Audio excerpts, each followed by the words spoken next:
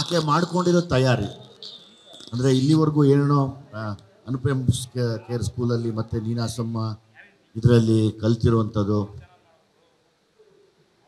ನನಗೆ ಒಂದು ನಂಬಿಕೆ ಇದೆ, ಸೋಲೋದಿಲ್ಲ ಅವಳು ಅಂತ ಕಾನ್ಫಿಡೆನ್ಸ್ ಇದೆ, ಮಾಡುವಂಥ ಎಲ್ಲ ಶಕ್ತಿ ಇದೆ. ಅದಕ್ಕೆ ನಾನು ಅದನ್ನು ನಿಮ್ಮ ಮುಂದೆ ಕೇಳ್ಕೊಂಡಿದ್ದು, ಉಳಿಸ್ಕೊಂಡು ಹೋಗಮ್ಮ ಇದನ್ನು ಅಂತ ಆ ನಂಬಿಕೆ ಇದೆ. ಅದಕ್ಕೆ ನಾನು ಯಾವಾಗಲೂ ಇಲ್ಲಿವರೆಗೂ ಏನು ಅನುಪಮ್ ಕೇರ್ ಸ್ಕೂಲಲ್ಲಿ ಕಲ್ತಿರೋದು ಅಥವಾ ನಮ್ಮ ಬೇರೆ ನೀನಾಸಮ್ ಸ್ಕೂಲಲ್ಲಿ ಕಲ್ತಿರೋದು ಅದನ್ನ ಹೊರತುಪಡಿಸಿ ಆ್ಯಕ್ಟಿಂಗ್ನ ಕಲಿತಾ ಇರಬೇಕು. ಹೇಳ್ಕೊಡೋ ಮಾತು ಕಟ್ಕೊಡೋ ಬುದ್ಧಿ ಕೊನೆವರೆಗೂ ಬರಲ್ಲ. ದಿನ ಹೊಸದು ಕಲಿತಾ ಇರಬೇಕು. ಸೊ ಹಂಗಾಗಿ ಹೊಸದು ಕಲಿತಾ ಇರಮ್ಮ. ತಯಾರಿ ನಡೆದಿತ್ತು ಮೊದಲಿಂದ ಹೀರೋಯಿನ್ ಆಗಬೇಕು. ಹೌದೌದು. ಅಲ್ಲ, ಆಕೆ ನನಗೆ ಆ್ಯಕ್ಚುಲಿ 2 ಹೆಣ್ಮಕ್ಳು ಬರೋದು ಇಂಟ್ರೆಸ್ಟ್ ಇರಲಿಲ್ಲ. ಅವ್ರ ಆಸೆ, ಅಪ್ಪ ನಾನು ಮಾಡ್ತೀನಿ, ನಾನು ಏನೋ ಸರಿ ಅದನ್ನು ನಾವು ಬ್ಲಾಕ್ ಮಾಡಿದ್ರೆ ಅವ್ರು ಮೆಂಟಲಿ ಅದೇ ತಗೋತಾರೆ ಸೀರಿಯಸ್ ಆಗಿ. ನಮ್ಮಪ್ಪ ಏನೋ ನಮ್ಮ ಸಾಧನೆನ ಕಟ್ ಮಾಡ್ತಾ ಇದ್ದಾರೆ ಅನ್ನೋ ಥರ. ಆಯ್ತಮ್ಮ, ಒಂದು ತಪ್ಪೇನಿಲ್ಲ, ಮಾಡು, ಒಳ್ಳೆ ಕ್ಷೇತ್ರನೇ. ಇಲ್ಲಿ ಒಂದೇ ಬೇಕಾಗಿರೋದು ಡಿಸಿಪ್ಲಿನ್.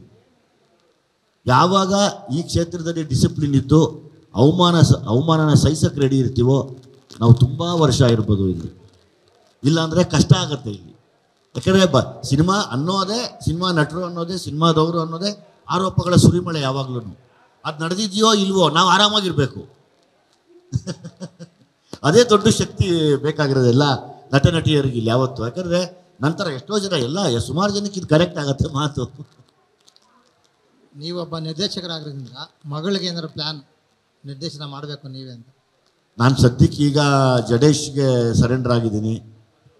ಅಪ್ಪ ನನ್ನ ಚೆನ್ನಾಗಿ ಕೆಲಸ ಮಾಡಿಸೋಕೆ ಕರ್ಕೊಂಡೋಗಿದ್ದ ಸತ್ಯಪ್ರಕಾಶ್ ಸರ್ಗೆ, ಸೂರಜ್ ಅವ್ರಿಗೆ ಹೇಳ್ತಾ ಇದ್ದೀನಿ, ಶೂಟಿಂಗ್ ಕಳಿಸಿ ನನ್ನ ಜಲ್ದಿ.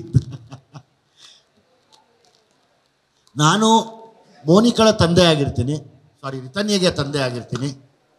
ನನ್ನ ಹಿಂದೆ ಒಂದಷ್ಟು ವಿಷಯಗಳಿರುತ್ತೆ, ಅದನ್ನು ಸ್ಕ್ರೀನ್ ಮೇಲೆ ಎಲ್ಲ ಹೇಳ್ತೀವಿ. ದಯಮಾಡಿ ತಾವು ಬನ್ನಿ, ಆವತ್ತು ನಿಮ್ಮ ಕಾಲಿಗೆ ನಮಸ್ಕಾರ ಮಾಡಿ ಪಾದ ಪೂಜೆ ಮಾಡಿ ಕುಣಿಸ್ಕೊಂಡು ತೋರಿಸ್ತೀವಿ. ಆಕೆ ಮಾಡ್ಕೊಂಡಿರೋ ತಯಾರಿ ಅಂದರೆ ಇಲ್ಲಿವರೆಗೂ ಏನೇನೋ ಅನುಪಮ್ ಕೇರ್ ಸ್ಕೂಲಲ್ಲಿ ಮತ್ತು ನೀನಾಸಮ್ಮ ಇದರಲ್ಲಿ ಕಲ್ತಿರುವಂಥದ್ದು ನನಗೆ ಒಂದು ನಂಬಿಕೆ ಇದೆ, ಸೋಲೋದಿಲ್ಲ ಅವಳು ಅಂತ ಕಾನ್ಫಿಡೆನ್ಸ್ ಇದೆ, ಮಾಡುವಂಥ ಎಲ್ಲ ಶಕ್ತಿ ಇದೆ. ಅದಕ್ಕೆ ನಾನು ಅದನ್ನು ನಿಮ್ಮ ಮುಂದೆ ಕೇಳ್ಕೊಂಡಿದ್ದು, ಉಳಿಸ್ಕೊಂಡು ಹೋಗಮ್ಮ ಇದನ್ನು ಅಂತ ಆ ನಂಬಿಕೆ ಇದೆ. ಅದಕ್ಕೆ ನಾನು ಯಾವಾಗಲೂ ಇಲ್ಲಿವರೆಗೂ ಏನು ಅನುಪಮ್ ಕೇರ್ ಸ್ಕೂಲಲ್ಲಿ ಕಲ್ತಿರೋದು ಅಥವಾ ನಮ್ಮ ಬೇರೆ ನೀನಾಸಮ್ ಸ್ಕೂಲಲ್ಲಿ ಕಲ್ತಿರೋದು ಅದನ್ನ ಹೊರತುಪಡಿಸಿ ಆ್ಯಕ್ಟಿಂಗ್ನ ಕಲಿತಾ ಇರಬೇಕು. ಹೇಳ್ಕೊಡೋ ಮಾತು ಕಟ್ಕೊಡೋ ಬುದ್ಧಿ ಕೊನೆವರೆಗೂ ಬರಲ್ಲ. ದಿನ ಹೊಸದು ಕಲಿತಾ ಇರಬೇಕು. ಸೊ ಹಂಗಾಗಿ ಹೊಸದು ಕಲಿತಾ ಇರಮ್ಮ. ತಯಾರಿ ನಡೆದಿತ್ತು ಮೊದಲಿಂದ ಹೀರೋಯಿನ್ ಆಗಬೇಕು. ಹೌದೌದು. ಅಲ್ಲ, ಆಕೆ ನನಗೆ ಆ್ಯಕ್ಚುಲಿ 2 ಹೆಣ್ಮಕ್ಳು ಬರೋದು ಇಂಟ್ರೆಸ್ಟ್ ಇರಲಿಲ್ಲ. ಅವ್ರ ಆಸೆ, ಅಪ್ಪ ನಾನು ಮಾಡ್ತೀನಿ, ನಾನು ಏನೋ ಸರಿ ಅದನ್ನು ನಾವು ಬ್ಲಾಕ್ ಮಾಡಿದ್ರೆ ಅವ್ರು ಮೆಂಟಲಿ ಅದೇ ತಗೋತಾರೆ ಸೀರಿಯಸ್ ಆಗಿ. ನಮ್ಮಪ್ಪ ಏನೋ ನಮ್ಮ ಸಾಧನೆನ ಕಟ್ ಮಾಡ್ತಾ ಇದ್ದಾರೆ ಅನ್ನೋ ಥರ. ಆಯ್ತಮ್ಮ, ಒಂದು ತಪ್ಪೇನಿಲ್ಲ, ಮಾಡು, ಒಳ್ಳೆ ಕ್ಷೇತ್ರನೇ. ಇಲ್ಲಿ ಒಂದೇ ಬೇಕಾಗಿರೋದು ಡಿಸಿಪ್ಲಿನ್. ಯಾವಾಗ ಈ ಕ್ಷೇತ್ರದಲ್ಲಿ ಡಿಸಿಪ್ಲಿನ್ ಇದ್ದು ಅವಮಾನನ ಸಹಿಸಕ್ಕೆ ರೆಡಿ ಇರ್ತೀವೋ ನಾವು ತುಂಬ ವರ್ಷ ಇರ್ಬೋದು ಇಲ್ಲಿ. ಇಲ್ಲಾಂದರೆ ಕಷ್ಟ ಆಗುತ್ತೆ ಇಲ್ಲಿ. ಯಾಕಂದರೆ ಸಿನಿಮಾ ಅನ್ನೋದೇ, ಸಿನಿಮಾ ನಟರು ಅನ್ನೋದೇ, ಸಿನಿಮಾದವರು ಅನ್ನೋದೇ ಆರೋಪಗಳ ಸುರಿಮಳೆ. ಯಾವಾಗಲೂ ಅದು ನಡೆದಿದೆಯೋ ಇಲ್ವೋ ನಾವು ಆರಾಮಾಗಿರ್ಬೇಕು. ಅದೇ ದೊಡ್ಡ ಶಕ್ತಿ ಬೇಕಾಗಿರೋದೆಲ್ಲ ನಟ ನಟಿಯರಿಗೆ ಇಲ್ಲಿ ಯಾವತ್ತು. ಯಾಕಂದರೆ ನಂತರ ಎಷ್ಟೋ ಜನ ಸುಮಾರು ಜನಕ್ಕೆ ಇದು ಕರೆಕ್ಟ್ ಆಗುತ್ತೆ ಮಾತು. ನೀವೊಬ್ಬ ನಿರ್ದೇಶಕರಾಗೋದ್ರಿಂದ ಮಗಳಿಗೆ ಏನಾದ್ರು ಪ್ಲ್ಯಾನ್ ನಿರ್ದೇಶನ ಮಾಡಬೇಕು ನೀವೇ ಅಂತ? ನಾನು ಸದ್ಯಕ್ಕೆ ಈಗ ಜಡೇಶ್ಗೆ ಸರೆಂಡರ್ ಆಗಿದ್ದೀನಿ.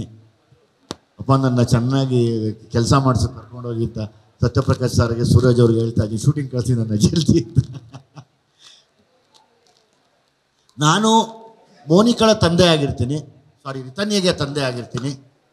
ನನ್ನ ಹಿಂದೆ ಒಂದಷ್ಟು ವಿಷಯಗಳಿರುತ್ತೆ, ಅದನ್ನು ಸ್ಕ್ರೀನ್ ಮೇಲೆ ಎಲ್ಲ ಹೇಳ್ತೀವಿ. ದಯಮಾಡಿ ತಾವು ಬನ್ನಿ, ಆವತ್ತು ನಿಮ್ಮ ಕಾಲಿಗೆ ನಮಸ್ಕಾರ ಮಾಡಿ ಪಾದ ಪೂಜೆ ಮಾಡಿ ಕುಣಿಸ್ಕೊಂಡು ತೋರಿಸ್ತೀವಿ.